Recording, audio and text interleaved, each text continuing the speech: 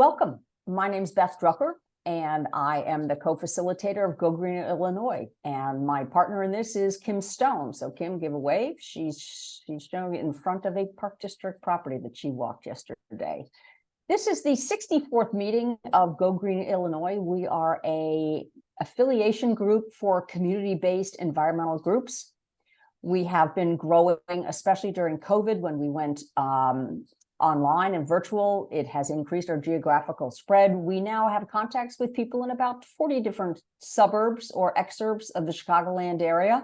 And the mission is to help every group start a community environmental group to work together so we can be as effective as possible and learn and collaborate on issues that go beyond our borders, and which so many of them do. So I'm going to just give Kim just gave the welcome.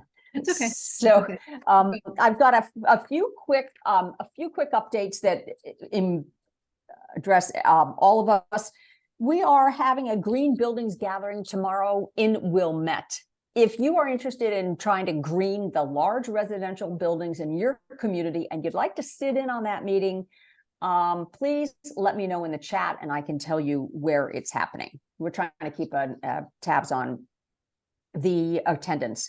On the 18th of November, open to all Chicagoland environmentalists, there's a Chicago premiere of a film called The Common Ground, and it's about regenerative agriculture. It's at the Music Top Theater, and they would really love you and your colleagues from your community to go into the city for that.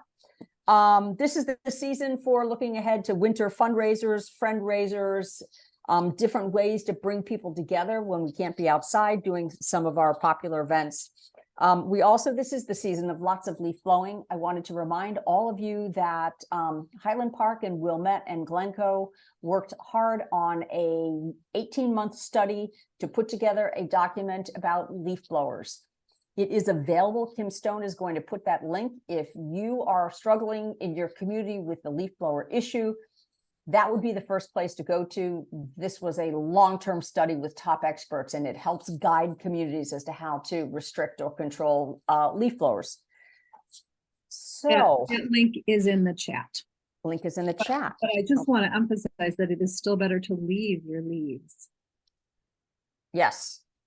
Fortunately, there's more and more. And as Kim and I both get many of the newsletters of the other Go Green groups, and it is clear that all of our groups are working hard to try to educate our folks. But the problem is sometimes we're preaching to the converted. So this is a community-wide education priority. So so glad that you are all here. As I said, we have nearly 80 people registered from 34 communities in Chicagoland, and we have selected as our topic sustainable park districts. Some of you were on our program on sustainable school districts last January, which was really interesting and informative, and we hope that today's will be every bit as much so. Our park districts are the stewards of most of the open land in our communities. Many of them are working really, really hard to protect that land in the most natural state possible. They're working on sustainability issues, but of course, as in all areas, there's always more that can be done. So Kim and I felt that this was a topic that would be of interest to all of our communities, and we were all able to get some amazing speakers to share what's happening at the national level, the state level, and then the local level. We're going to hear first from Michele White, who's the Senior Program Manager of the National Recreation and Park Association. Then we're going to have a video by Duane Smith, who is with the Illinois Parks and Recreation Association. Then we're going to come local, and we are going to have a great presentation, which I had a chance to already see, by Jan Arnold. She's the Executive Director of the Park District of Oak Park. They are leading the way in so many areas, and I know you'll all be inspired to hear what they're doing. Then we're going to hear from Lucy Mellen. Lucy is Wilmette's Wilmette's Sustainability Coordinator. She is shared by our village, the Park District, the library, the school, and believe it or not, New Trier Township. So she's very busy, but it's a really great model that might work in your community as well. Then we're going to finish up with Amy Dahl, who's the executive director of Friends of the Illinois Nature Preserves. You may not know it, but many park districts have nature preserves within the park districts. And so she's going to give just a quick 5 minutes about what's the relation between park districts and nature preserves. And so with that, we're going to start with Michele White. So Michele, you can continue the introduction any way you'd like, and we look forward to your program. We are going to have Q&A directly after each speaker. Some of them have to sign off, and some of them it's very specific. So if you have any national questions or big trend questions, Michele will be the one to answer that. So Michele, if you can share your screen, we'll begin. Wonderful. Well, thank you all for having me today. I look forward to sharing our presentation with you all and talking about national trends. Give you one moment to get my slides shared. So, as you know, or you may not know, National Recreation and Park Association is the leading nonprofit to building strong, vibrant, resilient communities through parks and recreation. We have more than 60,000 members across the country that manage over 11 million acres of public space through communities. Our mission is to advance and champion the work of park professionals and their advocates, so people like you, to be positive agents for change of climate readiness, equity, and overall health and well-being. To do this, we provide resources and support to our members to achieve these goals. And sustainability is a core of our effort when it comes to our climate readiness approach. And it's the efforts that I actually focus in. So to kick it off, really thinking about what is environmental sustainability when it comes to like a park lens and environmental lens. This is really the definition that many of us follow. And as stewards of the public green space, environmental education, helping communities address pressing climate issues, we're really meeting the needs of our communities now while ensuring there's healthy and vibrant and productive futures for all of them as well. So to do this, and we're sitting at the national level, we're able to reach out across the country and really assess what communities are doing. And this started really back in 2017. We did our first sustainability survey of the field. It was really broad and really, really got into the details of where people were with their assessments, with their plans, with their details. You can find that report on our website, but we recently relaunched another one in the beginning of this year in January of 2023 that looked at the state of where sustainability planning is in parks and recreation across the country. You can find it on our website, or you can go to this QR code to access the full report. But I'm going to dive into sort of the overarching findings of this report. And this infographic really summarizes what those things are. They really have a great opportunity to really advance this work systematically. Only 43% of agencies are operating under a plan, whether it's their agencies or their city or jurisdictional plan. And the remaining have no plan. But that's not to say they're not doing this work. Most agencies, or all agencies, are doing sustainability practices or efforts. They may just not have a formalized plan that is overseeing it and evaluating those efforts, which is a great opportunity for us to systematically structure this in a way where there is long-term goals and impacts that communities are seeing. But of those agencies who do have sustainability plans, they're very focused on very similar topics, whether it's natural resource management, pivoting to different energy sources, alternative energy, reducing landfill waste. Stormwater management is a big one, green infrastructure, because we own and operate the public space in communities, and reducing our water usage. And there's definitely some common practices across the board when we're thinking about, addressing heat island effect or climate readiness, planting trees, native habitat. All those things are really core to a lot of the work that agencies are doing across the country. So if we're looking really at, breaking down who has plans, who doesn't, how that impacts, you can really see that, 29% are operating under their jurisdictional, while 14 have their own, plans for their agency. And many do not have plans of this nature. So if we look at this report reflective of our 2017 report, there's been a 6% growth in agencies who have plans. That's good that there's growth, but there's so much more potential to operate agencies in a planning method, taking what they're already doing and writing that down so it's documented and they can evaluate their progress and their efforts, just like the efforts that you all are doing at the community level, there's a great way to put that into operational mode. And I know that at the Illinois state level, you have some great resources to do that. So I won't belabor that point. But if we are looking at those formal plans, you can see where their focus lies in the impact they're making. A lot of it's natural habitat, reducing landfill, doing green infrastructure, water usage, and pivoting to alternative power sources. And there's a little bit of difference when it comes to sustainability plans with the agency versus jurisdictional interest.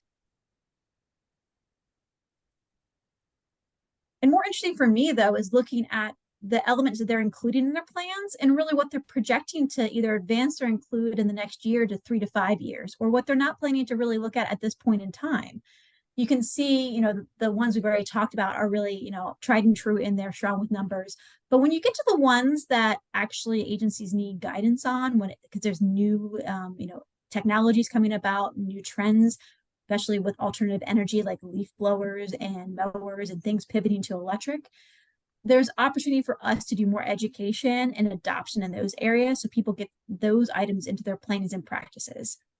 But you can see where the trends are, what they're going to be doing in the next 3 to 5 years, as well as where there's a gap of knowledge that we can address across the board.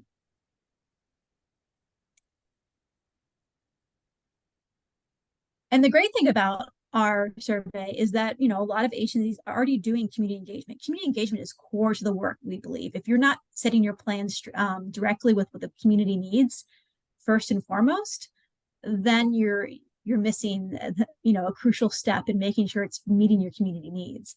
A lot of the agencies we connected with, they know from public engagement what they support and what they don't. And this is one of the reflections of that. And you can see that the communities really support this work broadly overall.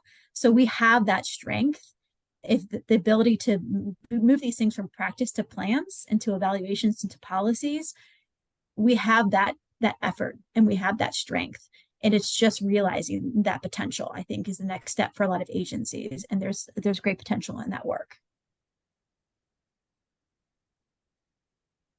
So you may say, okay, that's great. You have a survey of the field, but we also provide resources and information to the broad scope, whether advocates or park professionals, about advancing this work. We've been creating resources over the past, I would say, 7 or 8 years to really advance green infrastructure. That's a core of a lot of agencies that are doing work around natural resource management and green infrastructure. We have evaluation frameworks. We have tools to plan, implement, maintain green infrastructure, and as well as communication tools to advocate to your public officials, to funders, and to get different support for those items, because it does take funding to implement these elements.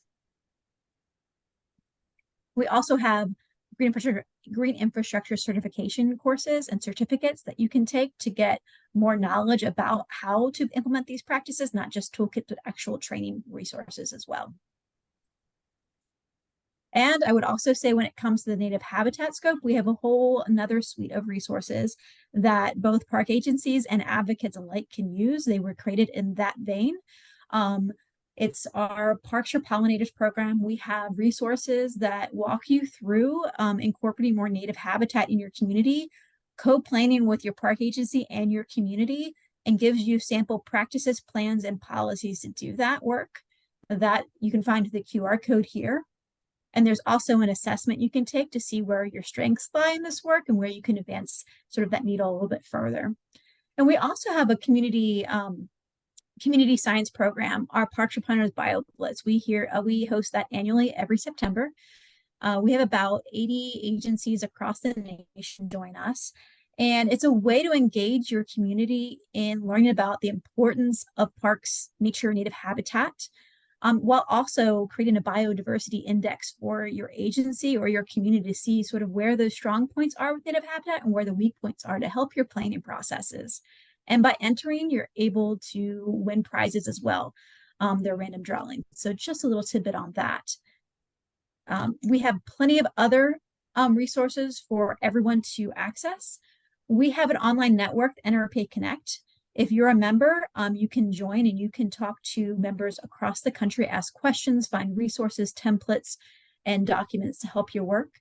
We also have an open page of fundraising resources that anyone can access. We post new opportunities there as they come about, whether they're regional, state level, or national. We also have websites on research, best practices resources that you can tap into to help your efforts around sustainability. We also have a magazine, a blog, and a podcast where we feature stories from the field and communities about this work. So if you're looking for more of those on the ground perspectives, it's a great place to check. And we have many, many more on the website if you like to peruse around. So what is next? And the great thing about this, we are at a precipice of some great work that's coming down the next 2 years, which you may be interested in.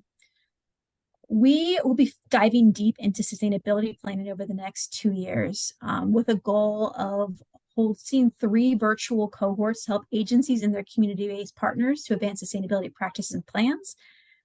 And from that, we'll be leveraging and creating an asynchronous path for agencies and community-based partners to create a sustainability plan. So if you're not able to go through the cohorts, you'll still be able to benefit from all of the educational resources and documents and templates. Like Beth was mentioning, we're going to be developing templates so that way agencies and their community-based partners do not need to recreate the wheel. They can use these and develop plans and practices at the local level. We'll be focusing on planning, assessments, and practices and evaluation efforts of sustainability. And while we know we operate at the national level, we also know that we'll be pointing to regional cohorts like this if we have people in our networks that need to ask regional questions. So it is all hands on deck. And we are so thankful that other groups are doing this like yours. So thank you so much. And that, at this point, is all I had to present. Okay, great. So Kim and I always have some questions, but if you have questions for Michele, please put them in the chat and we'll keep an eye out for them. So Michele, so great to hear that there's so much happening on a national level. Do you host any kind of a national conference? And if so, when is it, where is it? And are you doing any programs at that conference on sustainability issues? Absolutely. Our annual conference is every year in September or October. This year, it's going to be in Atlanta, Georgia, at the very first week of October. We have about 9,000 people from across the country come with us. We'll be doing a pre-conference workshop on sustainability planning. People will be able to come to that session and get a micro plan out of a half-day workshop. We also will have a plethora of sustainability educational panels and sessions that are going to be put on from agencies from across the country. And there'll be plenty of other elements that we'll add in and layer into that 3 to 4 day conference. We'll also be doing online workshops and presentations. Every 2 months, we host one on our Park Access Network, which is in the Connect community. So if you are a member, it's a great opportunity to come into a virtual atmosphere to a workshop or a presentation. Okay, so it sounds like community leaders who, if you're not working closely with your park district, it's time to make sure you develop that relationship, find out whether they have a sustainability plan, find out whether they send anyone to this conference. And if not, we've got 10 months to try to convince them to send someone to the conference, especially if they can go home with a mini version of a sustainability plan, which would be really, really helpful, I would think. And we'll be launching our cohorts middle of next year. So if your agency is sort of primed to work with your community-based group on a sustainability plan, please apply for our cohort when it comes out. Okay, so they go to your website?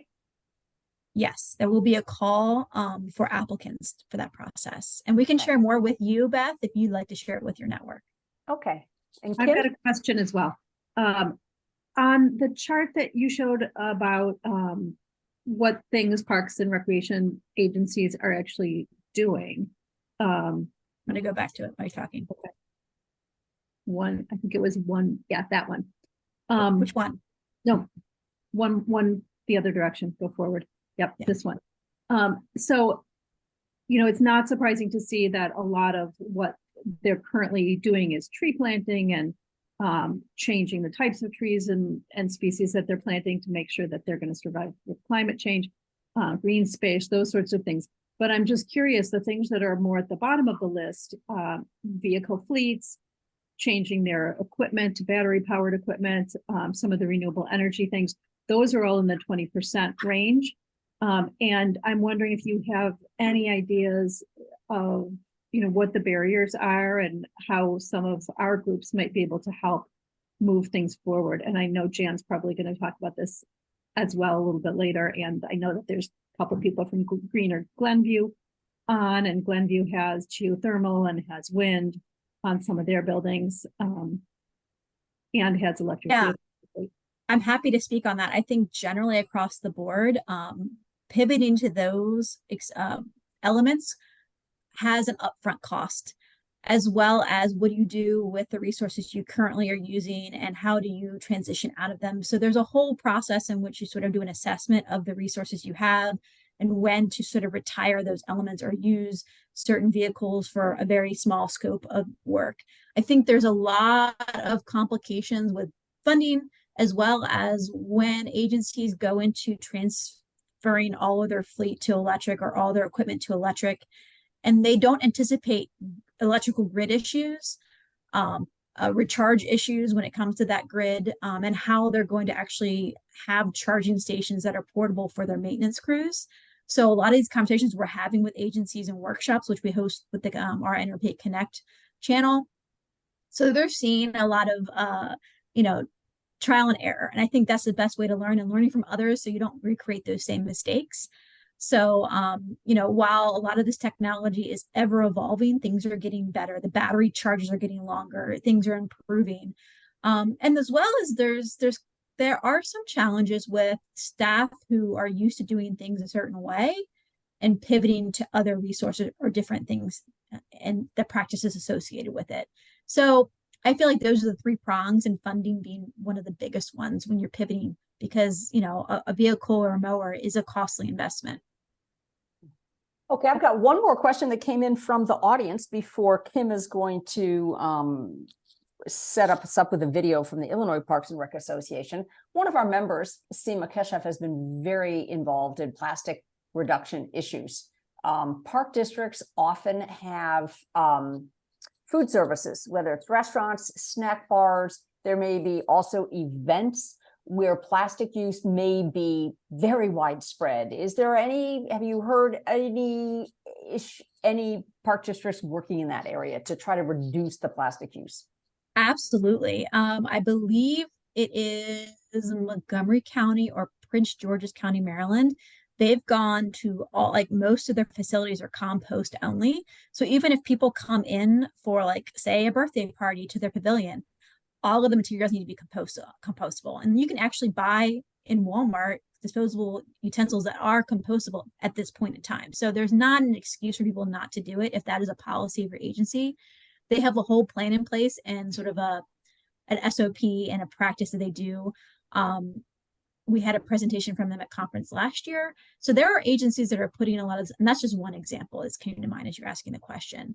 I think while that might be the top tier, how you approach it, agencies are figuring out a way to step it up and figure out how do we eliminate sort of vending machines and put refillable water stations in? How do we make a list of vendors that we can support that people can have into a pavilion to cater that kind of abide by those anti-plastic regulations. So I think there are a multitude of ways that agencies are looking at it, and some are doing a really great job while others are slowly getting into that practice. All right, well, that's great to hear. There was another, Dave Silverman had a longer question, but Dave, we are going to need to move on to our next speaker to stay on schedule here. Michele, thank you very, very much for that presentation. It was so great to be able to connect with you and get your national perspective. So you're welcome to stay or sign off to keep up the good work. And hopefully we will be sending people to your national conference next fall. So with that, Kim, why don't you tell people who we'll be listening to next? I will do this, and I want to just say I'm hoping we will get back to the question from David before the program's over. So we have a video from Duane Smith from the Illinois Parks and Recreation Association. They have a conference this week that all of their staff are attending, so they have been unable to send anyone, but they did send a video. So I'm going to share my screen and play it for everybody. Give me just a sec. Okay, while she does that, if you have a chance, go to the three little dots in the upper right-hand corner of your square and add a hyphen after your name with a community name in it. It's very interesting to see where everyone is from. So that's helpful. Okay. And I want to thank I see that there's Liz and Casey from the Highland Park District. I want to thank you for what's behind me, which is Moraine Park yesterday,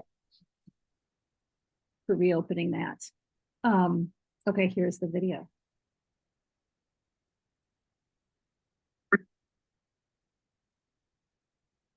Good morning. My name is Duane Smith, and I'm the Education Director for the Illinois Park and Recreation Association. I'm a former practitioner with about 10 years of experience in Parks and Recreation at the Mokina Park District, and I've been with IPRA now going on 7 years next month. Before I start, I'd like to thank Beth for the invitation to be a part of the Go Green program this year, but I'm certainly bummed that I could not join you all in person today. Just returned from beautiful Galena, where we met with 90 delegates across the state of Illinois to deliver our longest standing program, Professional Development School. And as we speak, IPRA staff were currently assisting the board of directors with interviewing candidates for the association's next executive director. So a little bit about our organization. We are a 501c3 nonprofit organization. We do not have our own brick and mortar building. We lease space on the second floor of the Park District of LaGrange, located at 47th and East Avenue. We have 8 full-time staff, some with experience in Parks and Recreation and others with experience from association management. And we exist to serve as a resource and a catalyst for learning for park, recreation, and conservation professionals in all parts of the state.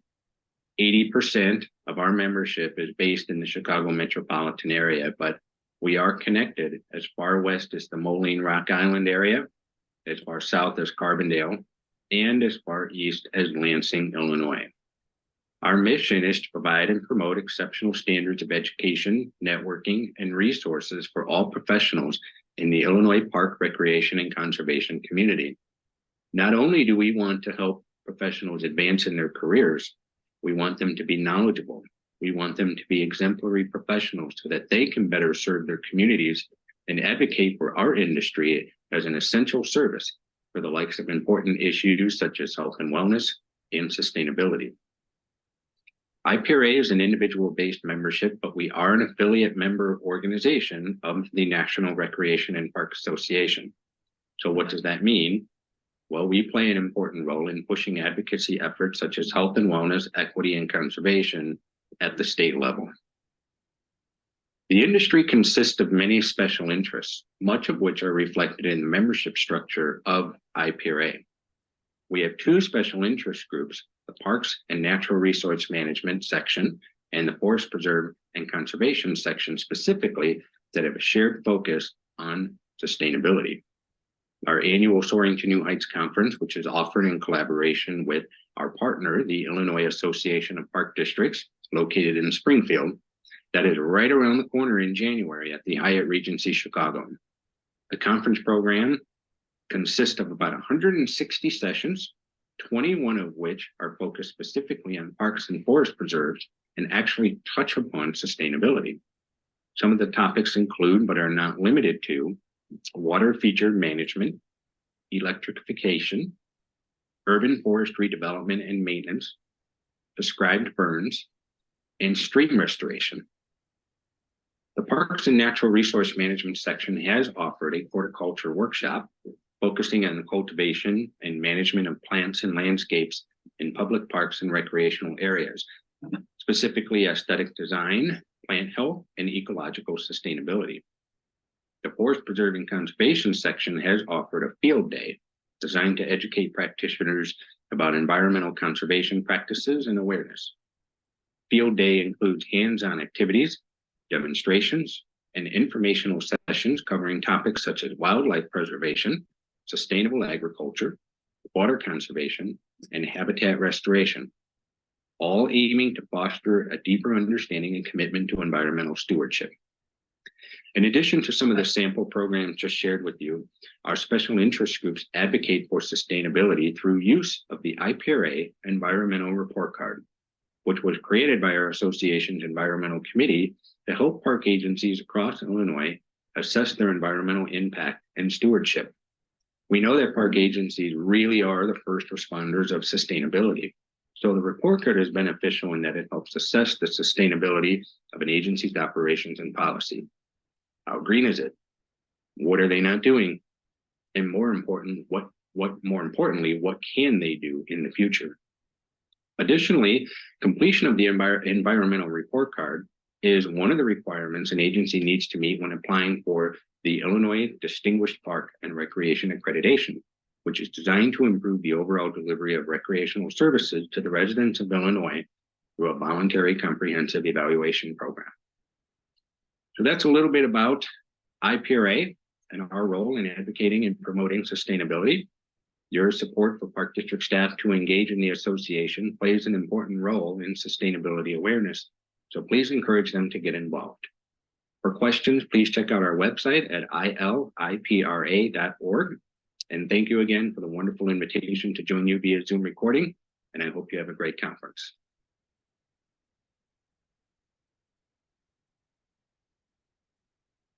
Okay, Beth, you're on mute.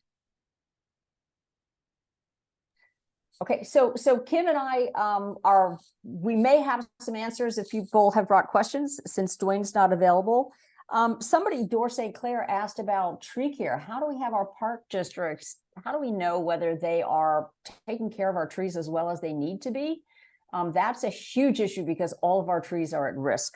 I wanted to do a shout out to a group called Tree Keepers, which is an open lands program. And I know that in Wilmette, our tree keeper, we had people interested in being tree keepers, and they have an agreement with our park district, and they are actually helping the park district with tree maintenance.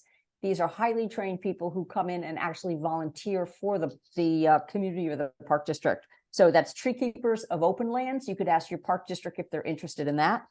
Also, he mentioned the environmental report card. This is I think it's a really useful document to use as a starting point. You might find out whether your park district has filled it out, and it's a really good way to analyze where you are in the path. So I wanted to highlight that.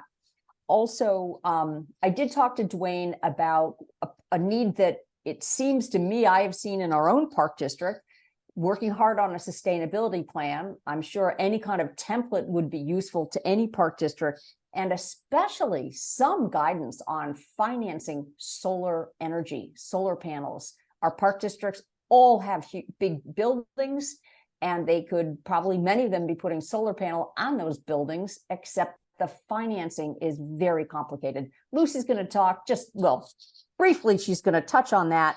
We'll also hear from Jan about that. But I think if our local park districts kept asking the Illinois Park and Recreation Association for help in that area, they might move a little faster on that, I'm hoping. So Kim, do you have any comments about Duane's presentation? No, I've posted the link to the Tree Keepers program in the chat. Great. Okay, and the environmental scorecard, I think you can just go online and find it to their website. Jan is probably gonna might cover that as well. So with that, Kim, should we move ahead on to Jan? Yeah. Okay, Jan is the executive director of the Park District of Oak Park. I know that many of you are park districts who are working really, really hard in this area, but wow, Oak Park has been at it for a long time, and Jan has some very exciting and interesting news to share about all the areas in which they're developing sustainable solutions. Jan, thank you. Thanks, Beth. As Beth said, I'm Jan Arnold. I'm the executive director here at the Park District Park. I've been in my role since 2012. And before that, I was the CEO at the Illinois Parks and Recreation Association. So I'm well versed with the report card. And yes, as a member of IPRA, you can go into our member docs and you'll be able to find that. And as Beth said, it's a great tool. So here at the Park District Park in 2012, we made a point to make sustainability a value in our agency. We believe that when you write things down on paper, it gives you a little more target and direction in regards to which direction you're going. So that is when we first introduced sustainability as a focus for our agency. So I want to talk to you a little bit about some of the things we've been doing. So to best point, we've been installing solar panels. We have 10 facilities that have solar panels. Again, a total of 1,975 panels on our different facilities. We've built buildings under LEED Gold, LEED Platinum. We have a passive house design, which means it creates more energy than it uses. And we currently have a net zero building that we are proving out. We've replaced all the outdoor walk lights and field lights and tennis court lights. If you have not had contact with ComEd, I encourage you to make that phone call. You will find that it is pennies on the dollar. So let's say you replace all the sports field lights. Let's say the total bill would be $30-some thousand. I think we got a bill for like $5. And so again, they come out, they install them, they pay for all of that. It is a great way for you to reduce your energy consumption. And as we like to say, help us all protect Mother Earth. The exact same thing with the replacing of the indoor lighting with LED. We did this probably about 10 years ago. Again, having them come in, do facility assessments for us, and then having them replace all of our lights with LED. Cisterns, we installed 5 cisterns here at the Park District of Oak Park for the purpose of capturing rainwater as well as water off a splash pad. We save approximately $1.2 million annually through those processes of not being used as well as reusing. I'll share a story with you in a little bit, and reclaimed timber. We all know that unfortunately Dutch elm and other diseases have attacked much of our tree canopy in the local area. So we took those trees, and instead of just having someone haul them away, we actually milled them and repurposed them into timbers throughout our facility. We have paneling in our Austin Gardens and Belmont Education Center and our Oak Park Conservatory. We also have some here at our headquarters. We also just made some benches in our brand new community recreation center with milled timber that had to come down. So again, there's a way for us to keep that resource alive and functioning for our agencies. Again, just keeping resources local. And then many other initiatives that we've done is, recycling and composting. We would rather say don't use it than recycle it. We know that there's a large backup in regards to where you get to push recycling out to, but composting. So we do composting at 4 of our facilities. And then we also do it in our break rooms and our local facilities. We also, at our movies in the park and concerts in the park, we have volunteers that actually stand at the waste stations and help educate people on how to sort. And we've been doing that for a few years now. Native management, it was talked about rainwater and stormwater and how we do that. We've been installing bioswales with native plantings, and also just looking at the vehicles instead of trucks. We've also actually purchased a few like the Gators, which are better on mileage.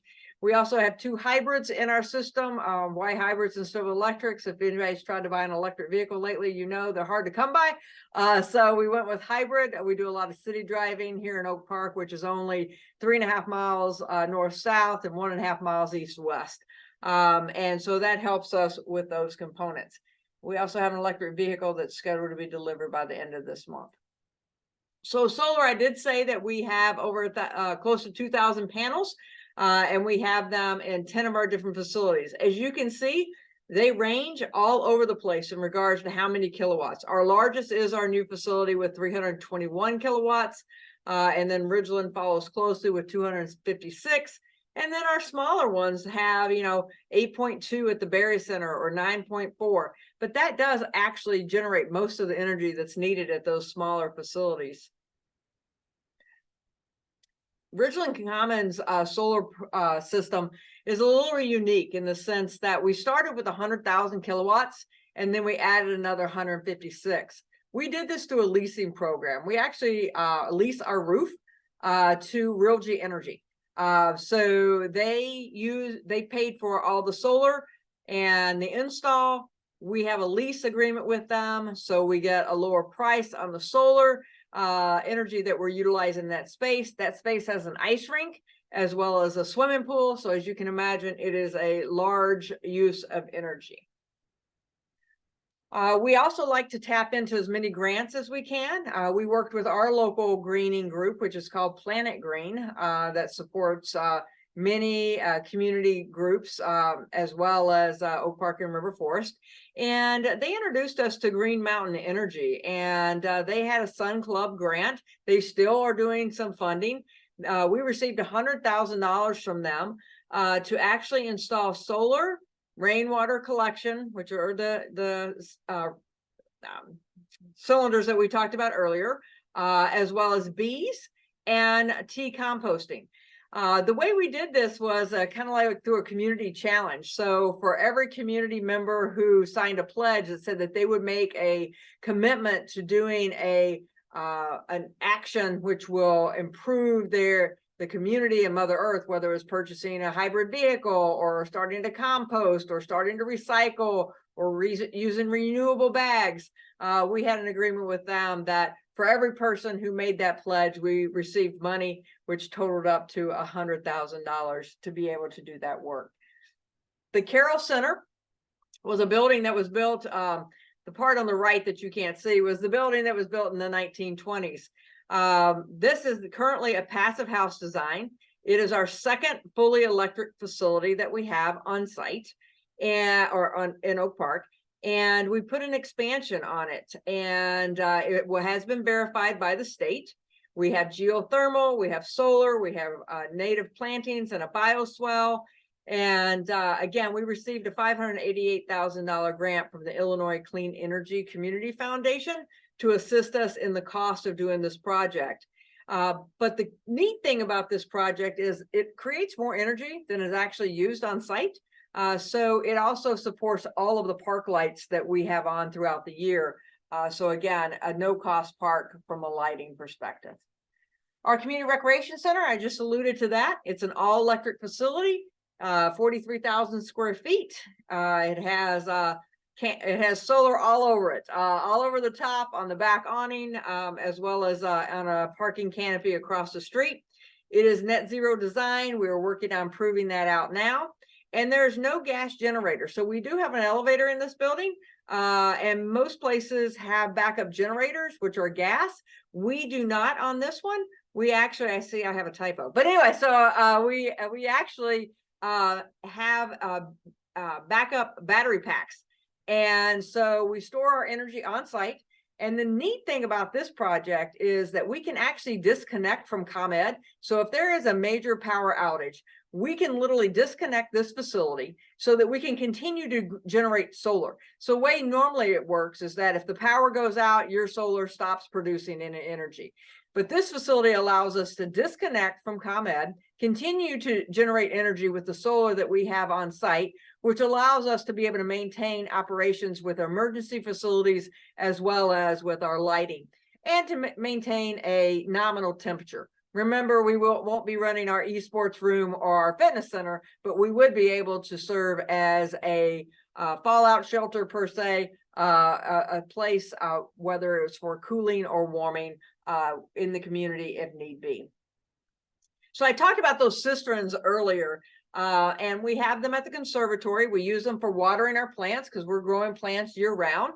We use them at Longfellow and Field Park to irrigate our fields, and that water is collected from the splash pad. So my story is, when I first got here, I'm like, why am I paying for sewage on irrigation because it's going in the ground? And they're like, well, we can't separate it. And I said, well, if you're going to charge me for it twice, I'm going to figure out a way to use it twice. So we created these cisterns. So we pull the water off the splash pad, we put it into our cisterns, we treat it, and then we use it for our irrigation, which saves us thousands of gallons of water, which equal in $2 in the long run. And then our environmental education center, we have a 1,500 gallon cistern, and that water is used for flushing our toilets inside our facility. So we've done a lot more, and I just want to highlight some of it, and I'll be happy to answer questions about it. But we have an environmental sustainability committee. It's made up of 9 residents throughout our community that meet on a monthly basis with staff. And we have them divided into subcategories or task forces. One task force is that on energy and water. One is in regards to education. One is in regards to landscaping. And so we use the talents of our community to help us identify ways that we can continue to get better. Geothermal, as I said, we had geothermal in both the Austin Gardens facility as well as the Carroll. And we also just recently added geothermal to a National Historic mansion, Pleasant Home. It didn't have air conditioning, so it wasn't able to be used. So now we have geothermal that allows us to air condition that space. So we're able to heat it and cool it for less than what we were originally just heating it. We have engaged in community solar contracts. So anywhere that we're not able to generate enough energy for our facilities, we have our energy coming from community solar that allows us to, again, know that we are keeping our energy clean and we are maximizing those green initiatives. I talked about the community wasting, a carbon neutrality plan. We'll talk about it here a little bit, but again, if you don't know where you're going, or if you don't know where you are, and it's going to be hard to know where you're going and where you need to get to. So we actually did a carbon plan. So we actually know where our greenhouse gases are coming from in our park district, which allow us to plan and determine how we move forward. We have a staff sustainability committee that is made up of staff here at the park district, and they do lunch and learns and they do other educational aspects. We have a turf manager. Our grass and services we don't use chemicals. So we use a lot of irrigation as well as a lot of seeding in our parks. So we do not use herbicides or pesticides on our park fields or our open green spaces. Again, strategic plan, our goals are always set from a green initiative and how we move forward with those.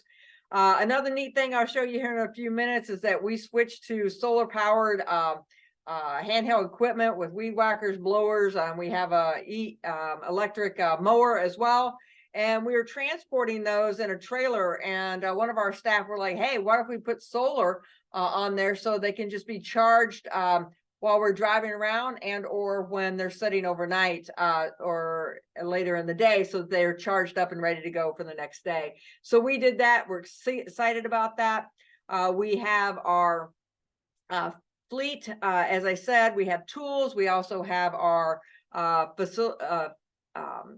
transit Ford that's going to be coming in. It's our first EV. And then we installed 4 EV charging stations. We just put those online last week, and those are here at our headquarters, but also across the street from our community recreation center for residents to be able to tap into. So here's a picture of our solar trailer. So as you can see, it's the film on the top for the solar components. We have it wrapped, so we educate people about how it is functioning. And then you can see the tools inside and how they charge. Our staff really love the electric in the sense that it's just quiet, right? And so again, it's better for their personal health as well as it is for the health of others.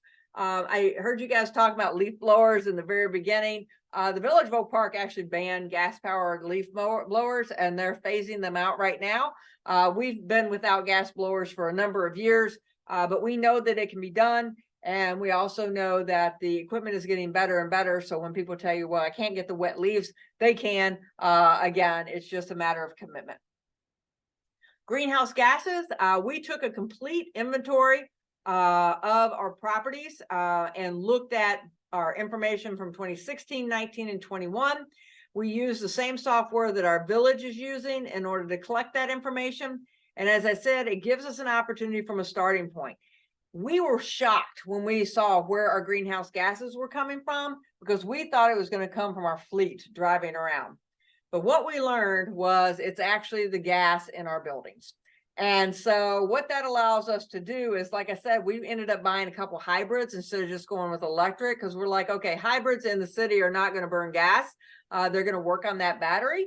And so where do we really need to focus? And we really need to focus on bringing our buildings all to electric and getting rid of those gas boilers. And in doing so, we'll be able to really make a difference in our carbon footprint. So that is the conclusion of my presentation, and I am happy to answer any questions. Jan, thank you. This is amazing. You're doing everything, and you are really setting an example for the rest. I hope that everyone listening will bring these ideas back to their communities and take more than one of these things and get them implemented. So I have a number of questions. There's a couple of questions in the chat as well. So let me start with the chat. We had somebody, Jenny asked about how you educate Park District staff about proper composting. Yeah, so at our all staff meeting, we've taken we have a sustainability plan as well as a carbon neutral plan. And we go through that manual and we talk to them about it.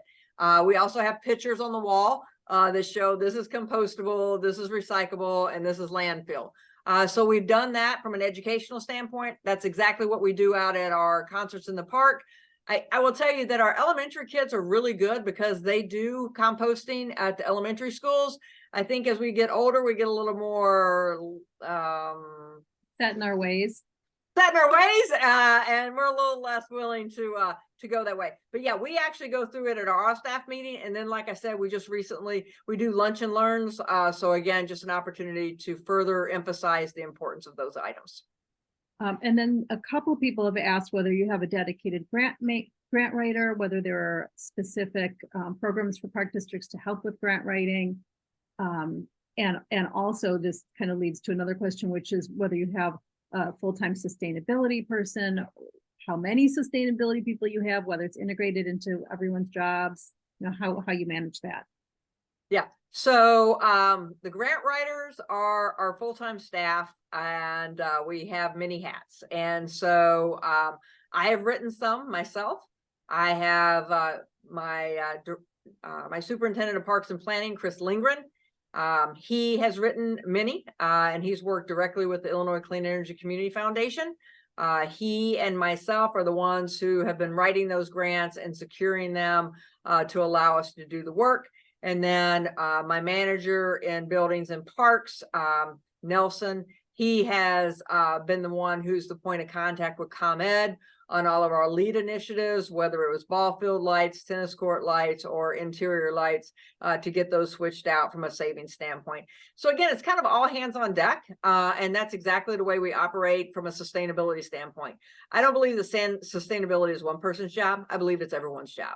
And I think that when we silo things, I think that that's when we lose focus. I mean, we have an innovation committee. Innovation's everyone's job. And so we've taken the approach that says that we are going to have it be one of our values, and we're going to intertwine it into everything that we do. Hence our, strategic plans and the directions that we move. I want to end on that note because that was amazing. What you just said was the takeaway for everybody. But I have one more question that I have to ask you. You said that you were using some gray water for some of the toilets and things. And I thought that that was not possible in Illinois. So I'm just curious how you were able to do that. Yeah, we still have to treat it. So we collect it. We put it into a second pump. We do the treatment, and then we use it for the flushing aspect. Wow. And so our Austin Gardens Environmental Education Center actually has the visual ability. We made it where it could educate people. So we have the mechanicals for the geothermal. We have the pump, so it shows the water coming in. You can see how it's treated, and then it goes into the flushing. Thank you. It's amazing what you're doing. So really appreciate you talking with all of us about it. And you're welcome to stay on or not. I know that I'm going to share this video with some park districts that are not on the phone so that they can hear from you as well. Can I make a couple of comments too? And Kim, if you could just check the chat, see if there are any other questions. Okay. Wow. That just blew my mind. And that's the second time I've seen some of those statistics. I asked Jan, I said, so clearly you've got a champion. Who's the champion in your park district? And she was too modest to admit that she, in fact, is the champion. And it really takes that. She has built a team, clearly where lots of people think this is super important. But I think Kim's got a great idea. If your park district is not represented in this group, You know, we will be posting this to the Go Green Illinois website, and the entire presentation will be available within a day or two on the Go Green Illinois YouTube channel. So thank you, Jan. We hope lots of additional people see it. A couple things that I wrote down. You talked about lighting. Dark Sky Association, International Dark Sky Association has lots of guidelines about dark sky lighting. That's really important because park districts have a lot of lights. She mentioned using ComEd's assistance to come out to do some light retrofitting. Your water reuse is amazing. To save 1.25 million gallons of water is incredible. And that's also water that isn't flooding. You're really solving two problems at once. The fact that you have solar on 10 buildings is amazing. Many of our park districts are still struggling to put solar on their first building. And I think it's partially because this is complicated. And if there's any way that park districts all over the state could tap into all the knowledge that you've assembled on that, that would be great. Lots of people talked about grants. Clearly, you've written a lot of grants. That's important. And so you also have an environmental sustainability committee. So these are volunteers. They're not part of do you have an elected board of park board commissioners? So in addition to that, they have an environmental commission just for the park district. I have never heard of that before. So I thought that was interesting. And I think your solar trailer is just brilliant. I love the fact that was the idea of a staff person, and you took that idea and you made it happen. So thank you very, very much. You are so inspiring. You will be a hard person to follow, I'm sure, but we next have Lucy Mellen. So thank you very, very much, Jan. Lucy Mellen is going to be our next. Go ahead. Yeah. Before you do that, I got to say one more thing. I've already sent a message about that solar trailer to another park district that shall remain nameless. And they said that they visited your solar trailer and that they are going to be getting one as well. So it does help to share this information. Well, in fact, Deb Singleton just asked, are you available to consult with other park districts? This could be your full-time gig. I know you're doing great work in Oak Park, but literally, I just see the value for park districts to have someone like you to really rely on. And if more and more of them have sustainability coordinators, that will be the person who can help pull all this together and find the right people to come in to consult on these issues. So with that segue, we next have Lucy Mellen. She was hired by the village of Wilmette in a unique situation where she works for the village, the park district, the library, the school district, and New Trier Township. So she's a very busy young professional. And she is working with our park district as they develop their first ever sustainability plan. So Lucy is going to talk with us about that. So as she's speaking, I want you to think, does your park district have a plan? Are they working on a plan? What can you take from today's program to help them move ahead with that if they do need any help? So with that, Lucy, it's all yours. Thanks so much, Beth. I will just share my screen. See. Are we good? Can we see it? Yep, perfect. Okay, great. Well, thanks so much, Beth. As Beth said, my name is Lucy Mellen. I'm the sustainability coordinator for the Wilmette Park District, amongst other entities, which I'll talk about in a little bit. And the main thing I'm going to focus on today is our sustainability planning efforts that commenced earlier this year, specifically in June. So my position specifically is the benefit of an intergovernmental agreement between the Wilmette Park District, the Village of Wilmette, the Wilmette Public Library, our school district 39, and the New Trier Township. And so my position is primarily split between the Park District and the Village, with about 45% going to each of those entities, and then 10% combined being shared between the Library, District 39, and the Township.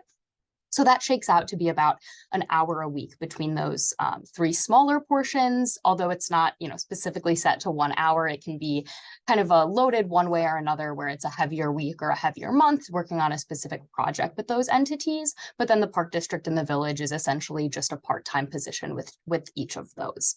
And so this has been a great model for Wilmette so far. It just started in February. It is kind of a unique split between the three, and that's definitely something that our community benefits from. Your community or your park district might benefit from it as well, but it is kind of something that we have uniquely positioned here. So this definitely isn't, an end all be all, one size fits all for all communities, which I think is kind of an important thing to point out.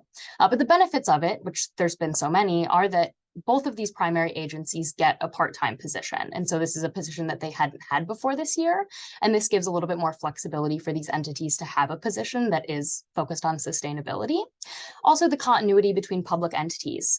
There's been countless times where I've been, tabling or talking to people about a park district issue, and they have a question about a village thing, or they want to know about their yard waste toter. And instead of having to direct them to someone else, I'm able to answer sort of all the sustainability questions in the community, because I switch off between, who I'm working for and what questions I'm aware of and who I can direct people to from both sides, which has been really helpful. And then also the affordability aspect of it. If your park district or your community isn't sure that they can afford or can support a full-time position, this gives the benefit of only having to support a part-time position for the time being, and then seeing if possibly a full-time position could be necessary or useful in the future. And so, as I said, we did just start our sustainability plan development after the creation of my position in February, and we kicked that off sort of in June, but a little bit beforehand with an internal assessment. And so the internal assessment involved myself and some other staff members meeting with each department to document what our current district sustainability practices we're doing. I came with a laundry list of questions relating to things like energy, land, waste and recycling, water, transit, and education and outreach to see what they were currently doing, or sort of what direction they wanted to head in with sustainability, and whatever questions they had about how their department could kind of move in that direction. We documented all of that and presented it to our park board after we finished the internal assessment, and then kickstarted an external assessment. And so this involved analyzing both our village sustainability plan, because we did have one of those for the village side before I had joined with the community that had already been created by our Environmental and Energy Commission. And then also meeting with other park districts to see what they were doing, how they had created plans, what best practices they had, one of which was the Park District of Oak Park. As Jan had mentioned, the Superintendent of Parks and Planning, Chris Lindgren, was really kind to meet with me and talk about their sustainability plan development when we had just kicked ours off. Also meeting with the Urbana Park District, the Glenview Park District, the Forest Preserves of Cook County, and then sort of an outlier here in Dayton, Ohio, meeting with the Five Rivers Metro Park, who also had a sustainability plan. So it was great to learn from them and find best practices and things that they had really recommended moving forward with sustainability planning, so we could kick it off in a way that we felt was pretty holistic. We also formed an internal steering committee this past summer with 11 staff members that represent either different departments or individuals with unique perspectives, people that work at the lakefront, people that work in early childhood education, trying to make sure we really had the representation of staff to help move us forward towards our sustainability plan. And this staff steering committee has met monthly since the summer to brainstorm sustainability plan strategies, review sustainability plan materials, and sort of help elicit the community feedback that we've been looking for the past couple of months. And so our community feedback has been primarily through table talks and then internal and external surveys. So the table talks are essentially a 2-hour opportunity to come and talk with myself and another individual on the Sustainability Steering Committee, just to engage in person, ask any questions that they have about things that we've been working on or things that we're considering, and then also just sharing results from the survey that we've gotten, and just making sure that they're aware that they can, be a part of the process and know what's going on. And so, like I said, these were 2 hours each. We hosted 5 of them, 3 at internal facility locations, which was our recreation center and our village hall, and then also at 2 external locations, which was the Chalet, which is a nursery in town, and then at Central Station Coffee. So giving people the opportunity to either come into one of our facilities or to just meet us on kind of a neutral ground to talk about it. And then we ran 4 total surveys. So there were 2 external surveys and 2 internal surveys that went to staff. Each of these ran for a month and were 2 months apart in the runtime. And so the first external survey received just under 800 responses, and the first internal survey received just over 200. And then the external survey, we saw a little bit of a drop off with about 300 for the second external and 60 for the internal. And so these surveys, I know the results are a little small, so I'll kind of try to summarize them as best I can. The first survey primarily engaged people on general sustainability questioning. How comfortable do you feel about sustainability? Are you familiar with it? How serious of a problem do you think it is? How sustainably or environmentally friendly do you think our park district currently is? What are your top priorities relating to sustainability? And what are your top 5 strategies that you'd like to see implemented? And so that was the first round survey, just trying to kind of get people's toes in the water about sustainability and let them know that this was happening, because that was really how we kicked it off, was with this survey. And then our second round survey these results are a little bit even smaller to see. We asked people to rank things in the 6 categories that we were planning to touch on, which was waste, land, water, energy and emissions, education, and internal practices. And so we gave people some strategies that we were considering, or more broad categories, subcategories of strategies we were considering, and asked them to rank them, which would help us then setting priorities for the actual strategies that would be in the plan. So seeing if people really wanted an emphasis on native plantings, making sure that that was a high priority for us. Not to say that anything was, kicked to the bottom of the list, but just making sure that we're really considering residents' feedback for what we want to hit the ground running with. And you can see some of them, like waste, there's kind of an even spread of what people thought was their top priority. But when you see land, native plantings, and green infrastructure, definitely came out on top of the other 3, which was nature play areas, community garden expansion, and dark sky lighting compliance. But that's not to say that all of these things won't end up in the final plan, just making sure that we're getting the priorities right. And so continuing on with drafting, right now we currently have 5 draft plan categories, which is district operations, so more internal staff operations, land stewardship, energy and emissions, waste management, and education initiatives. And amidst these 5 different categories, we have over 70 draft strategies that we're currently considering. And we anticipate that the park board will see the final sustainability plan draft in early to mid 2024.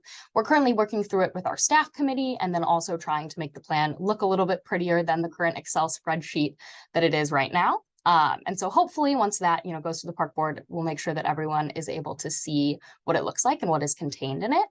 And how we broke down the strategies is by subcategory. So as you can see the example below, this is under the district operations section. Our subcategory is employee participation. The strategy example here is provide employees with training and professional development opportunities related to sustainability. Our why how statement is to increase general sustainability knowledge in the district by making 2 trainings available annually as the performance measure of potential implementation. We have this as a high priority because it's something that we can really do immediately. And then the responsible parties would be human resources and risk management. And so this is how all of our strategies are broken down. Like I said, there's about over 40 of them. And so just to give you some examples of what might be in a sustainability plan for a park district, what might that look like? The phasing out of high greenhouse gas emitting small engine equipment, strategically placing vegetation around buildings, increasing the use of compostable and recyclable materials, ensuring all outdoor lights are outfitted with LED bulbs, and all indoor lights are continued to be transitioned to LED bulbs, and put on vacancy sensor switches to lessen energy consumption. Possibly creating a transit flexible spending account reimbursement program to encourage employees to take public transit to work, establishing an internal sustainability committee. While we do have the staff committee for the plan, we do hope to make a more permanent sustainability committee internally, increasing species diversity to limit the impact of invasive infestations, expanding and maintaining nature play areas, or incorporating sustainability into early childhood education curriculum. So these are all things that we're currently considering within the plan. And like I said, we're hoping to get that in front of our village board in the next coming months. And so that is what we're currently working on with the Wilmette Park District. Happy to answer any questions that people have, and also happy to connect in the future if questions arise. Thank you very much. Thank you very much, Lucy. I'd be interested to see whether, whether our members know whether their park districts are working on plans. And as you can see, as complicated as that is, how valuable it would be. Lucy, you kind of started from scratch, even though you did consult with other park districts. Yeah, it was definitely really helpful to look at other park district strategies and how they had developed them and kind of see what their engagement looked like. But other than that, this was the first sustainability initiative that the park district had started. Yeah, so I can't help thinking what would happen if the Illinois Parks and Rec Association had a tremendously valuable tool of a template that every park district in Illinois could start with so that they could move ahead faster. But thank you for all the work that you've done, Lucy. I look forward to seeing the plan. And we have, this works because we have an executive director who's really interested in it. We have park board commissioners that are really interested in it. And we have a community that is supporting their work. We've got Lindsay Thomas on. Thank you. I know you have been doing a lot here in Wilmette as well. So are there questions from people who have questions about how sustainability plans or how Lucy does her work here in the community? Trying to look at the chat. Oh, there's the chat. Kim, do you have any questions for Lucy? I don't. I wanted to say I'm just glad that we've got these initiatives going on and that you're on board in more than one community. It's spreading quickly. Yeah. Seema. Seema has her hand up. Right. Go ahead, Seema. Thank you, Lucy. This was really great. I had a question because we approached our village to start a sustainability commission, and we received a lot of pushback in terms of staff time, not enough funding to get a staff person dedicated for to be able to start a sustainability commission. So the question for you was, where was the impetus for this? Was that something that was internal, or is that something that came from a community group or residents? So for the sustainability planning for the park district, is that your question specifically? For your, I guess your position as being the sustainability person that is shared amongst different entities. Yeah, so there is an intergovernmental group which involves the 5 entities that I work for. So the park district, the village, the library, the school district, and New Trier Township. And they sort of set goals for the year. And sustainability was something that they had wanted to focus on because it was important to all of the entities separately. And they decided that the best way to move forward would be with a staff person. The park district specifically, it was a goal of the park board for 2023 to have a sustainability plan. So the impetus of getting a sustainability coordinator on the park district side was really their desire to create this plan and to have a person that could help move forward that goal.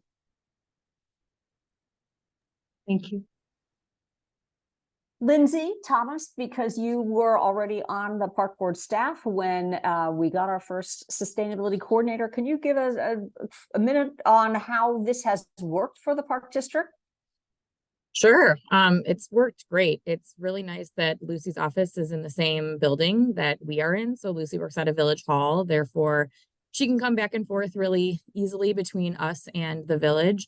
And it's been nice to work together with other entities because, as she said earlier, the village has a sustainability plan already. So there was already a lot of things and a lot of time and a lot of effort that our village had put into creating that plan, and ways that we can already kind of build upon what they have done. So they have took a lot of resident feedback. They worked together, created their village sustainability plan. So we kind of had a little bit of a basis to go off of in the sense of what our community was looking for.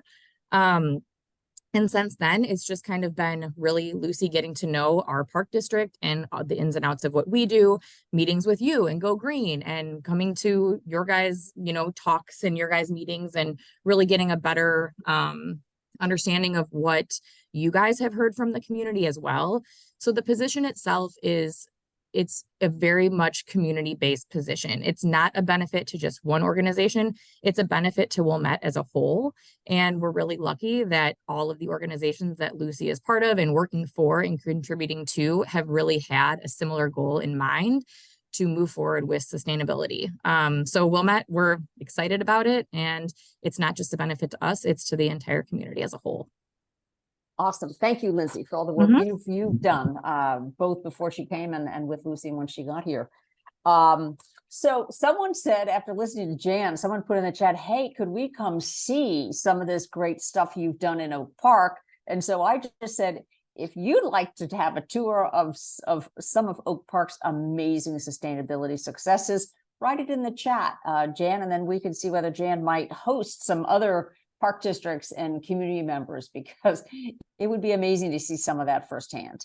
Yeah, and we actually did a hands-on event earlier this year where we invited other park districts to come and use like the battery-powered stuff and see it in action, because that helps people understand what it can actually do for you. So yeah, I'm happy to coordinate something. I see them all coming in here, so you have to give me the contact information, and I'm happy to do so.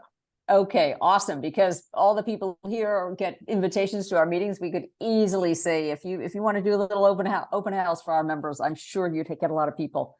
Okay, does anyone else have any questions for Lucy about sustainability plans?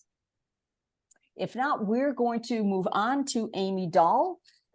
Amy is Lucy, thank you very, very much. We are so delighted to have you working with us here in Wilmette, and we hope that other communities will follow the lead and start out by sharing a sustainability coordinator. Personally, I think that you're doing the job of about 3 people, and I'd love to see our village, park district, schools, and library clone you, because there's a lot of sustainability work to be done. So thank you very much for all that you do. And now we're introducing Amy Dahl. She is the executive director of the Friends of Illinois Nature Preserves. And so with that, we're going to turn to Amy. All right, so I think we're set. And this is a slightly different take, I guess, than what we've been discussing, but we're going to talk, there are a couple dozen park districts in the state of Illinois that own nature preserves. And so I'm really glad to be here to kind of share with everyone what is a nature preserve and why it's important in the role of sustainability, but especially in biodiversity conservation here in Illinois. So basically, in Illinois, we have a law. We were actually the first in the nation to create a law that created the nature preserve system. And between 1963 and 2023, there have been 622 nature preserves and land and water reserves that have been dedicated. They protect a total of 121,492 acres in the state. They are declared to be put to their highest, best, and most important use for the public benefit by remaining a natural area. So they are our remnant natural areas. They are unplowed, unpaved, in the same condition that they've been in in many cases since the glaciers receded. But they hold and care for many of our threatened and endangered species across the state. And the Chicagoland region actually has more of them than any other part of the state. So a nature preserve is a biodiversity conservation area that's permanently preserved by their owner and permanently protected by state law. So just calling something a nature preserve, just naming it a nature preserve, doesn't actually mean that it is a nature preserve. And so it's an actual legal term in the state of Illinois that means it has been legally dedicated by the landowner so that it won't be developed in any way. It works like this. It's administered by the Illinois Nature Preserves Commission, which is a part of the Illinois Department of Natural Resources. But there are commissioners appointed to govern the Nature Preserves Commission. They are commissioners appointed by the governor. Any public or private landowner can choose to dedicate their significant natural area, and they receive tax benefits for it if they are a private landowner. So it's a web of nature preserve owners throughout the state, and there are a couple of dozen park districts that own them. Forest preserve districts, conservation districts own them, but they are also owned by homeowners associations and schools and colleges. There are a couple of school districts in the state that have nature preserves. There are many private citizens that have significant natural areas that have been dedicated.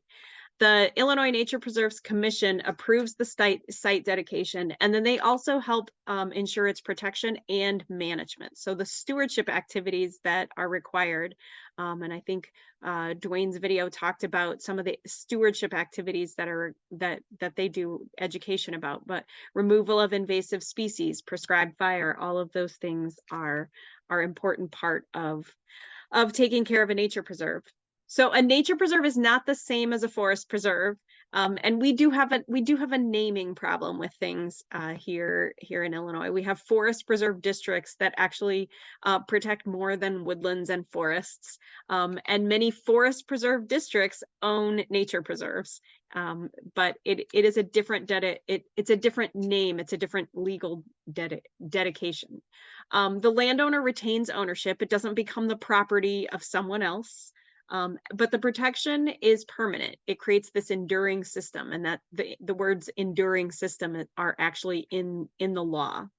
The other thing that's important is that it's dedication and not designation. And it means that the landowners chose for this to be permanently protected. It's not a designation that's imposed upon the land by the state or the government, but it's a decision that was made. There are also, part of this law, there are land and water reserves, which someone kind of lovingly referred to them as nature preserves light. They're similar to nature preserves, but they have fewer restrictions on the allowed activities. They have limited tax benefits and for private citizens, and they can be registered for a finite period of time. So here is a list of the park districts in the state that have nature preserves or land and water reserves. And so you may see your community listed there. And one of the challenges that park districts have, unlike forest preserve districts, conservation agencies, nonprofit land trusts with the express purpose of conservation, park districts have such a large variety of things that they are responsible for. In addition to their open space and their playgrounds and their trails, they are running programs and swimming pools and golf courses and tennis centers and baseball and soccer and day camps. And so these landowning agencies, these park districts, frequently their natural areas, their nature preserves may get neglected from the management and the stewardship and the care that they need, unless there are people who are keeping an eye on them and who are kind of advocating for the stewardship needs that they have.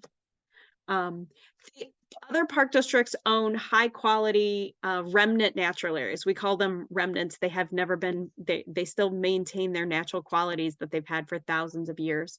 And the state has a designation, INAI. They're part of the Illinois Natural Areas Inventory. But these are sites that also should be dedicated and protected and stewarded. And so if they own those sites, we hope that people are talking to those owners about having them dedicated. I just included this graphic as well. It's a kind of a map that shows how they're dispersed throughout the state, the nature preserves and land and water reserves. And you can see that the northeast part of the state has so many nature preserves and land and water reserves.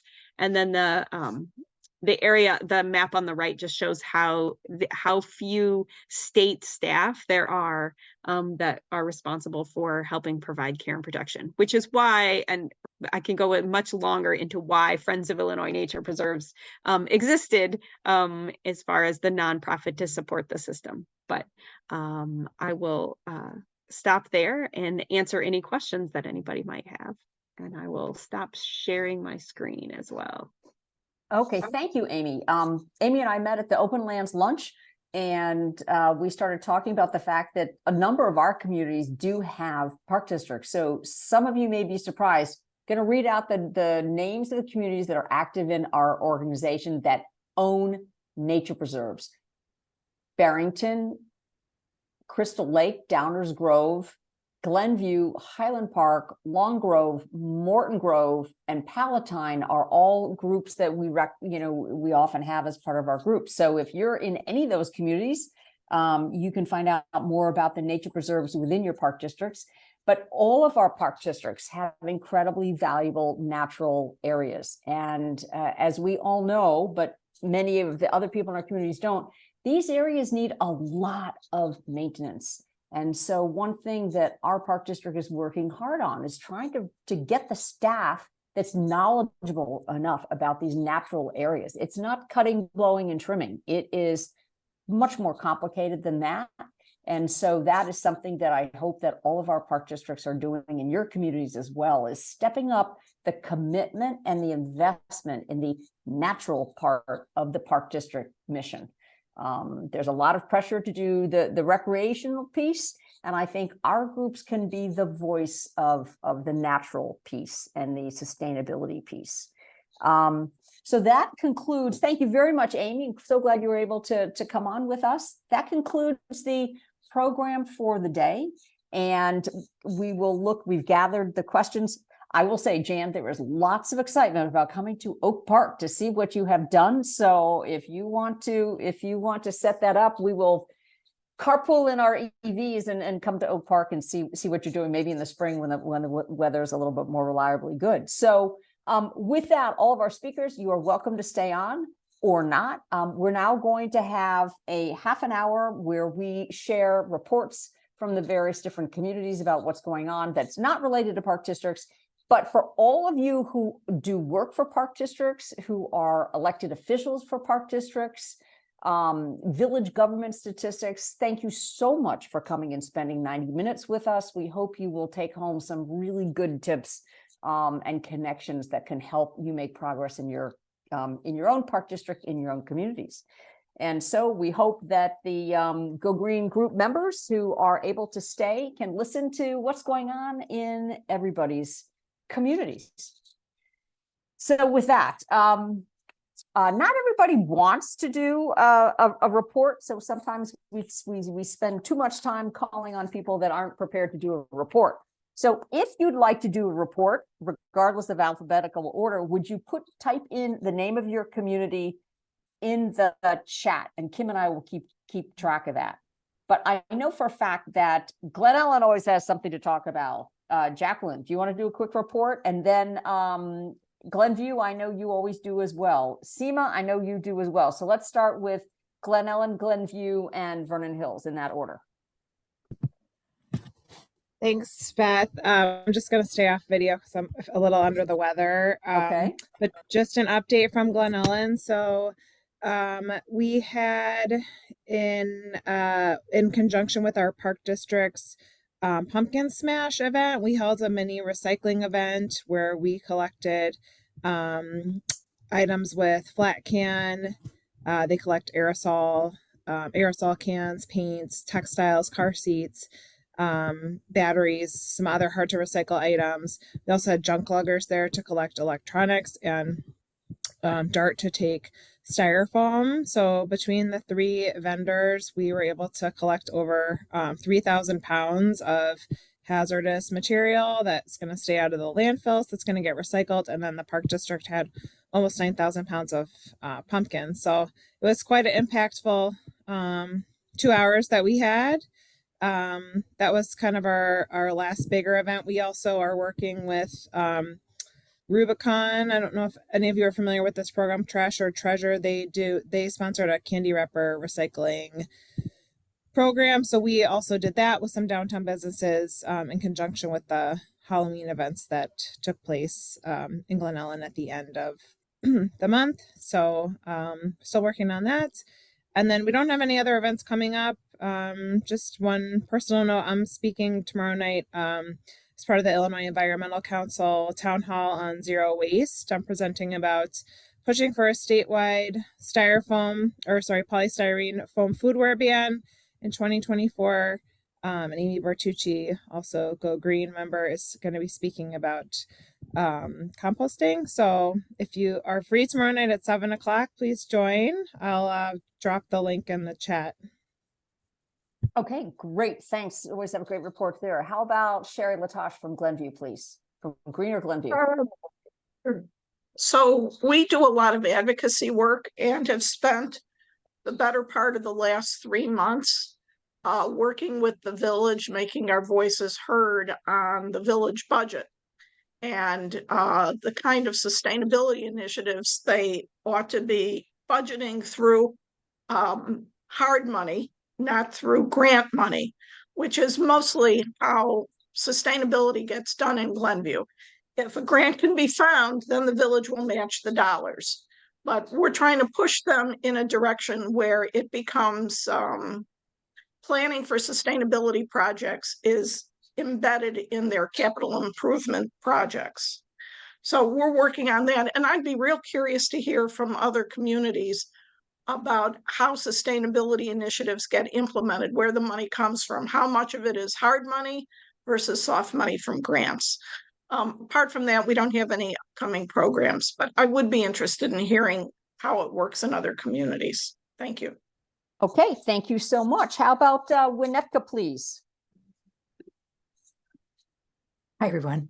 Sorry for any background noise. I'm sharing an office today. We're both on calls at the same time. So hi, I'm Liz Kunkel, the head of Go Green Winnetka. in a funny twist of fate, I've been advocating for a sustainability coordinator in Winnetka for more than 5 years. It was literally 5 years ago this fall that I suggested a model exactly that Wilmette followed. I'm going to call it the Lucy Mellen model. I tried to get all of our taxing bodies to share a person. I thought it made great sense for our small community like Winnetka. They thought about it. COVID happened, things got complicated. Long story short, 2 weeks ago at our budget meeting, our village council approved a line item budget item for a full-time sustainability coordinator for the village. Yay. And I didn't even have to pressure them this year to do it. So it's not a shared position, but I know it will be practically shared among the other taxing bodies. That's just the way it will have to work. So I'm super excited it's happening.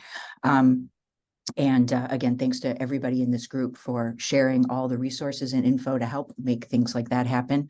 And thanks to Jacqueline for giving a shout out to the Zero Waste Town Hall. I am leading that town hall tomorrow in my capacity as the Zero Waste Policy Manager for the Illinois Environmental Council. And as Jack said, she and Amy Bartucci, the founder of Go Green Park Ridge, will all be involved in that, talking about zero waste and policy issues at the state level, things addressing single-use plastics, food waste, composting, chemical recycling, and a lot of big picture issues. So thank you for listening and hope to see you soon. Okay, great. Thank you. Liz, we're going to hear from Lincolnwood and then Highland Park. Lincolnwood, Cheryl Trilling. With the audio. I'm Cheryl Trilling with Lincolnwood. We had an Oaktoberfest where we gave out oak samplings, and I donated flower seeds for pollinator. We would attract the pollinators, and we had many different. Collective Resource was there. It was not as well. It was pretty well attended, but not as much as, for example, Morton Grove Sustainability Fair. But we're a small community. We also had a sustainability plan finally passed, so that's good. And we're going to get a coordinator hopefully by the end of the year. We also have our Groot contract is up in 2024, so we're trying to work on, we do have Collective Resource, but it's individual, so we're trying to work on a drop-off site. For example, like Skokie's doing really well with theirs. And we had a pumpkin smash, and our chairperson for the environmental committee, myself, and possibly one other person have a meeting with Senator Rahm. I hope I say his name correctly. Villavalum. Villavalum, thank you. Yes, and our environmental person, chairperson, has been trying to meet. We met once already with Jan Schakowsky, and but she's federal, so we're going to meet with him now because she wants to get it on the books for all of Illinois. It's just required to recycle your food waste, similar to the program that Vermont did. They passed a law, and it's really well stated on their website and everything. So that's what we're working, besides other things, that's what we're working. Okay, that sounds great. I think, we need those big laws. So I'm glad to hear, like Seema with the plastics, that people are working on a statewide food composting law. So moving ahead, because we got to keep on here. How about a report from Highland Park with Deerfield on deck? Hi, I just have two things. We had our first pumpkin smash this year and it was awesome. Thank you to our park district for setting up really fun smashing things and hammers and bats and targets. It was amazing. I think we had at least 150 people there, so not shabby for a first go around. Looking forward to doing it again next year. And, we are continuing our curbside compost education. We just had a Zoom with the city and Swelco last week. It was really helpful. Good questions. It looks like we have a lot of carts at the curb, so I think our participation level is good. And Kim has a few more things to add. I do, thanks. I wanted to add that just a note about dark skies. The city of Highland Park passed a dark skies ordinance several years back. And yet we're looking at doing a streetscape program in our downtown, and apparently street lights are covered in a different section of the zoning code. And so we were brought a bunch of options that were not dark skies compliant for streetlights yesterday. I was able to stop it quickly and send it back to staff, and they're going to come back to us with dark skies compliant fixtures. But that's just a demonstration that you've got to stay involved beyond just passing an ordinance. And make sure the ordinance applies to all the lights, not just everything but street lights. I want to mention that last week there was a board meeting of PACE, the Suburban Transit Agency, at which the executive director of the agency, who 4 years ago told me they were never, not ever going to convert their fleet to electric, told her board that they were fully committed to electrify not only the buses, but also the paratransit fleet, which they operate for the entire region. And they have purchased electric buses, an electric paratransit vehicle, and are on board to electrify 3 of their bus garages, which is so far ahead of where CTA is. CTA having just purchased another 500 diesel buses. It's just incredible. And I have been working on trying to figure out how to reduce gas usage in buildings. That was something that was mentioned in one of the presentations today, that gas usage is the primary driver of greenhouse gas emissions for park districts as well as municipalities. And our building code, unfortunately, is about to pass either today or tomorrow with weakening amendments to energy efficiency requirements that were asked for by the roofing industry and some other industry groups. And it's just unbelievable to me that that would have happened. But if anyone wants to address the issue of gas usage in buildings, particularly for heating, and how to move forward with that, please give me a shout out or send an email, and we can talk about ways in which to do that. There's a few other communities that I think you didn't see, Beth. Yeah, no, I've got them. I've got Deerfield, Park Forest, Friends of the Green Bay Trail, Vernon Hills, and we'll finish up with Wilmette. Sure. If I didn't just call your community, put your community in the chat. Okay. Okay. So that, let's see, Deerfield, please. Hi, this is Debbie Brown from Deerfield, Go Green. And just a brief update. Our sustainability committee, not committee, but two of our members had pitched the village several years back, pre-COVID, and a committee was set up to look into resources, and then we had the green light to proceed, and the village had come up with 3 particular goals that they were interested in. This was just a year ago. And then they reached out to us and said, what else can we do? So we're reintegrating meetings, just getting started in the last couple of weeks, to see what else they're interested in and how we can pitch it. So that was one thing. I'm not sure if I had ever mentioned that in the process of trying to collect the data about the greenhouse gas in our village, the village manager or assistant manager who was appointed to work on, say, sustainability was pretty overwhelmed with all the extra work he had to do to figure out how to do this. And hence they hired a sustainability coordinator. I know we're sharing her with a few entities. I don't remember which ones. I don't have it in front of me, but he realized he needed some support to crunch the numbers and go forward. So we too have someone in that capacity. So that's our most recent update that I wanted to share. Thanks.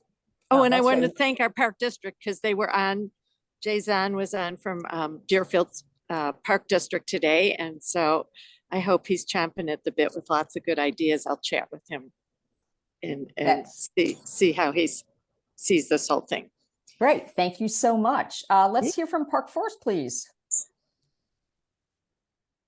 with Friends of the Green Bay Trail next. Anyone still on from Park Forest? Hi, I'm Carrie Malfeo. I'm Park Forest Sustainability Coordinator. We also partnered with Rubicon for Trash to Treasure. This is our second year collecting candy wrappers, and wrapped that in with our pumpkin smash. That was a Southland Green initiative. The Chicago Southland Green Committee has done a pumpkin smash for 7 years. We collected 2.5 tons of pumpkins. Back to the candy wrappers, we have a collection in Village Hall and had that at all our Halloween events. We're starting our annual holiday lights and tree recycling program starting next week with the holiday lights and trees after the holiday. And then I have to shout out to our park district. In past years, they have cut fresh trees on Village Green, and different groups or committees host a tree, decorate it and such. And then the trees are composted at the end. But this year they have live evergreen trees and made planter boxes out of fallen trees in the village, and use the lei and everything, and made these beautiful planter boxes that can be reused year after year, and the trees will be planted in the village after the holiday. And then the last thing I wanted to mention is if you haven't been to the Climate Action Museum in Chicago, I highly recommend. And Park Forest is having a field trip, like special event for Park Forest to go see the museum middle January. So please check it out. Thanks. Awesome. Thanks very much. We now have Dor St. Clair with Friends of the Green Bay Trail, which is in Glencoe. Hi, I just wanted to mention that we had a huge success with the Pumpkin Smash, which was run by no village entity, but a charitable group at Am Shalom that runs the community garden. And so there's ways to do things without involving local government too.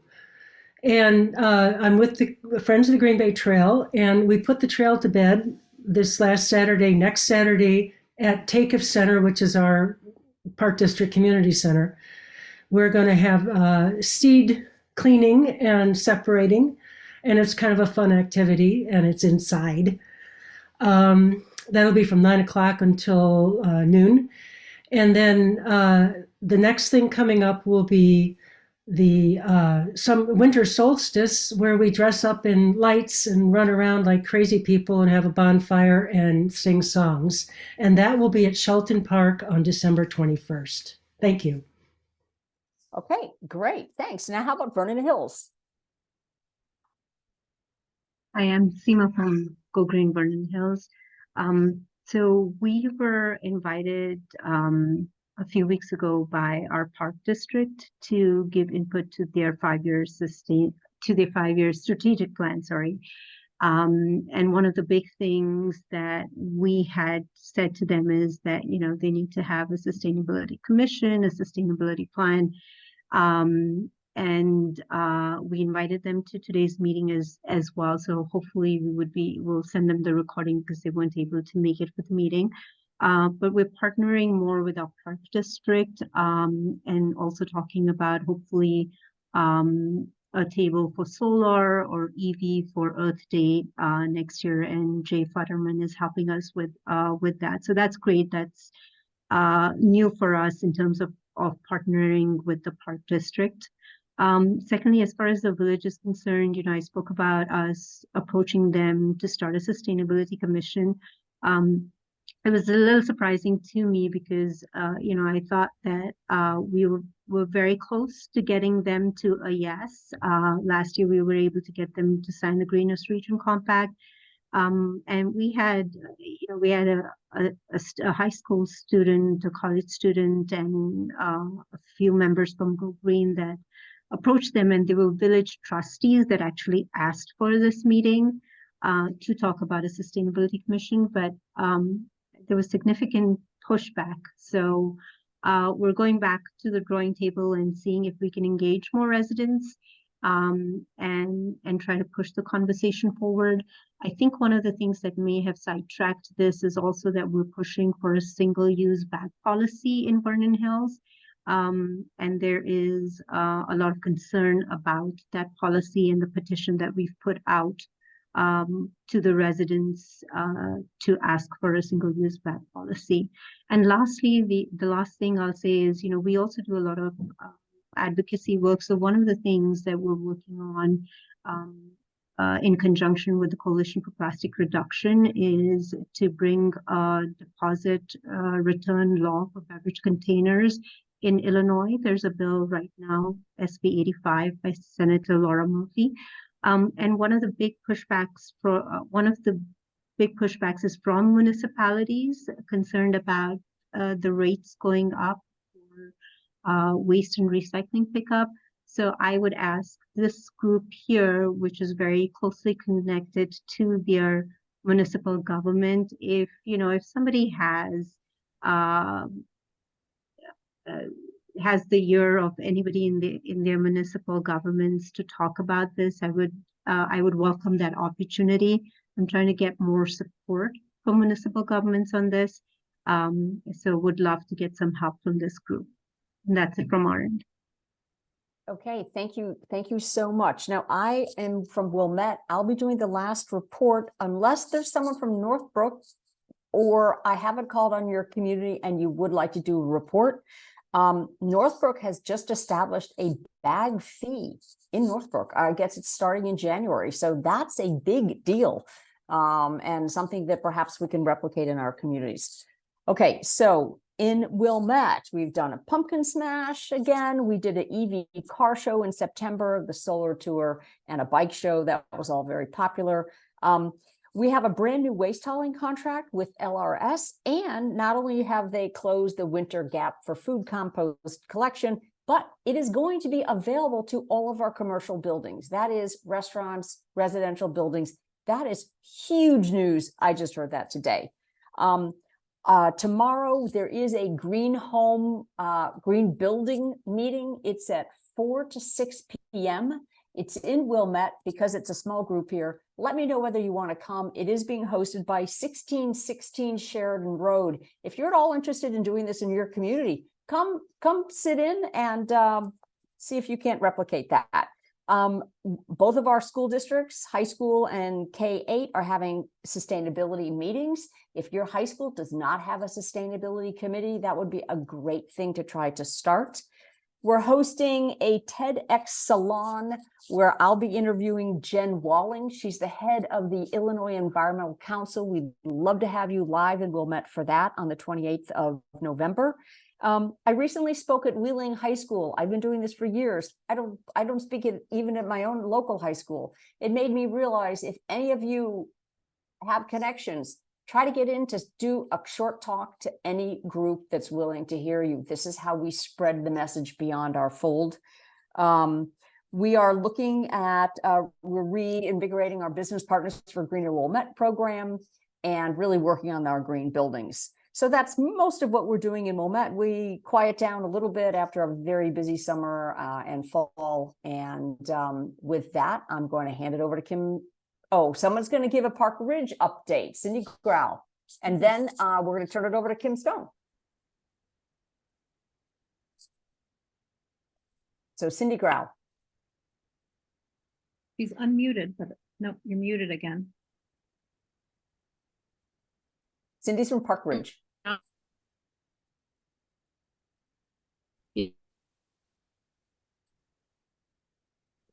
While she's trying to get connected, it would be great. I'm going to post this to the website, the YouTube website, very soon. It would be great for you to send the link to the executive director of your park district, to the head of every commissioner you have, and say, hey, this program is worthwhile.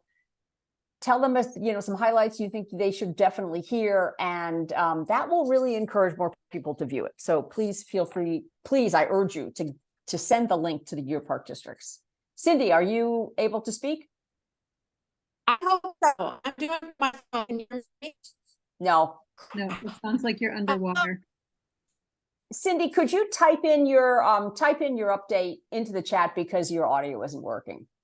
So since Cindy can't give a report, Kim, can you help us conclude? So our next meeting is January 9th, which is a Tuesday at 1 o'clock. All of our meetings are the second Tuesday of every other month. And we're going to keep meeting on Zoom because we're able to really expand our geographic range by doing it this way. It seems like this works better for everybody, with the exception of our Oak Park field trip that we're all excited about. We don't have a topic yet decided for the next meeting. So if anybody has suggestions, feel free to email Beth and I, which you can do from the website or directly to us. GoGreenIllinois.org is the website. If you're not on our email list already, that's how you get the links to the meetings. So I assume everybody here is on that list. Debbie Brown said she forgot to give the big news. Oh yes, this is big news for us as well. Highland Park and Deerfield High Schools, which are in the same district, are adding solar panels. They've only been talking about this for 15 years. And they are finally doing it. They've got it in their budget, and they have a consultant who's working with them on making that happen. So thank you for the reminder, Debbie. Is there anything else I'm missing? Anybody? Okay, if not, I'm going to say thank you to everybody. And we hope to see you all on January 9th. Do you want to stop recording, Beth? Yeah, thank you.